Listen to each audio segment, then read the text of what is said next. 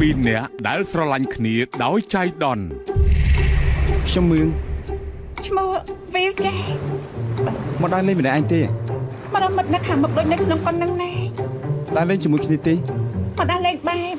មិនស្គាល់ខ្ញុំមិនស្គាល់អ្នកបានទេក៏បានដែរសប្បាយណាស់ស្នេហាបែបសត្វមមាញមិនស្គាល់ភ្លើងខ្ញុំគិតថាវាគួរតែជារាត្រីដ៏ល្អសម្រាប់យើងទាំងពីរប៉ុន្តែខ្ញុំគិតខុសតើនឹងមានអ្វីកើតឡើងទេអាប៉ូអនាគតភរិយាថ្មីរបស់យើងនាងគេជាមួយខ្ញុំហើយមករៀបការជាមួយនឹងប៉ារបស់ខ្ញុំតើខ្ញុំមានអារម្មណ៍យ៉ាងម៉េចប្រយ័ត្នតិចដែរខ្ញុំจะរៀបការជាមួយប៉ាលោកហើយកុំរំលងខ្សែ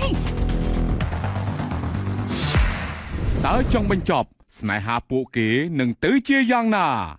បើឯងកាន់តែស្គាល់គេឯងកាន់តែស្រឡាញ់គេលោកនៅមិនទាន់ស្គាល់ខ្ញុំច្បាស់ទេនាងក៏នៅមិនទាន់ស្គាល់ខ្ញុំច្បាស់ដូចគ្នាបានចឹងយើងមកធ្វើការស្គាល់គ្នាទៅល្អទេរឿងស្នេហ៍គ្រាដំបូងផ្សាយជូនទស្សនាក្នុងពេលឆាប់នេះ Hello ជម្រាបសួរសួស្តីអ្នកគ្នាអ្នកទាំងអស់គ្នាកំពុងរកសាច់រឿងនេះមែនអត់រឿងនេះគឺមាននៅក្នុងទីណា.com អរគុណជម្រាបលាបាយបាយ